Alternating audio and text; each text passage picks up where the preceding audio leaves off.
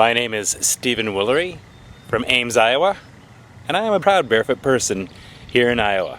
When I was young, growing up, I was barefoot all the time and nobody cared, and it was a great experience being a barefoot child, and it's really unfortunate and sad how the older one gets, the less acceptable becoming leading the barefoot lifestyle is. I think that social conventions and do get in the way, and I feel that it is our job as barefooters to try to change those perceptions. I've been going barefoot we're coming up on about a year now, minus the winter in Boston, which I'll talk about later. I was actually a reluctant barefooter. It took me a while to get over the idea of going out and doing it. I just kind of finally realized that I couldn't get away with wearing shoes any longer because I realized the health benefits and the value of doing it, and that I wanted to practice what I preach and lead by example by being healthier, by going barefoot, and I had to do it myself if I was going to recommend it to other people. So I've now been at it for about a year, and I still highly recommend it. By the time I was about 28, 29, I was starting to see a lot of physical issues cropping up, pain in the foot, issues with my toes, knee pain, sometimes hip pain. My hips would ache at the end of a long day of work, and those things were starting to get to me a little bit, and I was trying to figure out how to resolve it. And barefooting was one of the components that, as I started to learn more about how the body works together as a whole, I realized that getting out of the physical constraints and elevation of shoes was a big deal in changing how I was able to move, to use my body in better, healthier ways. And then two was realizing that the information from the feet is actually really important in teaching you and giving you the feedback on how to move better as well. So it's adding that in to help restore my own health, which has actually been really successful so far. There's really two pivotal sort of moments for me that established my barefooting. The first was when I was visited by my cousin from Australia named Nathan. He came to visit us and stayed with us for a while, and he was a bit rebellious, as 16-year-old boys tend to be. But, it was also just sort of a culture shock coming over here to the States. He had never been. He was old enough to drink in his country, and he couldn't drink here, so that caused some friction. But one of the things that, of course, in Australia, I guess, was that a lot of people just don't wear shoes as a matter of, their lifestyle. They don't really think much about it, apparently. Not nearly to the degree that we do in the States or other countries. And so he went barefoot a lot. And I remember there was one time he went barefoot into a video store. We went to go pick up some movies, and, we just running down to the local video store on the corner. And he didn't bring his shoes with him, and my dad had a fit. He just was convinced that there was something wrong with what he was doing. And my cousin was confused, like, why? I go barefoot everywhere. It's really not a big deal. That was the first time I'd ever been exposed to the idea of going somewhere like that barefoot, and it was different. I had never really thought about it before. So that sort of planted this little seed, I think, in my head of, hey, there's a place in the world where people go barefoot outside in like a store. That was a strange concept to me, so I'd never thought about it that way. I remember going barefoot a lot as a kid in the 70s when that was more common. I don't remember especially hating shoes or anything like that. I just didn't feel like I needed them all the time. But as an adult, I've been going barefoot for about 5 years. Before that, I was experiencing some knee pain on and off since I was a teenager, really, and it was slowly getting a little worse. It wasn't debilitating or anything, but I didn't want to just keep letting it get worse. So I tried different suggestions people had about what shoes to wear, and I had a consultation with a sports medicine doc who gave me some exercises to do, and now I realize those exercises really simulated what your foot does naturally when walking barefoot. But nothing was really helping, and one time about 5 years ago, I went on an overnight backpacking trip with a friend of mine and all of our kids, and she doesn't always go barefoot, but on this particular occasion she was barefoot the whole time. So she hiked several miles, carrying a heavy pack over sticks and rocks and everything, barefoot. And once I saw that this was possible, I was never really the same again. And I started to go barefoot more and more, as much as I could, and I really enjoyed it.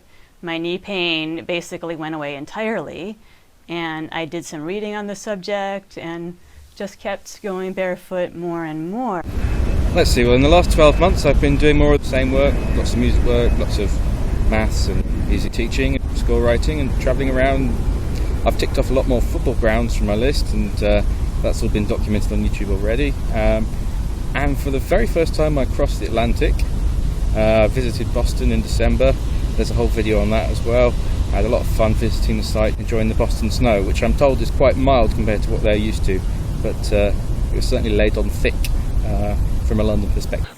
I love living on this green space, and as you can see, it's been non-stop rain practically, and now all the squishiness under my feet, and it's a great sensation, great sound. And it's one of those things that when you're young you would really enjoy, but as you become an adult, people become so self-conscious about being barefoot.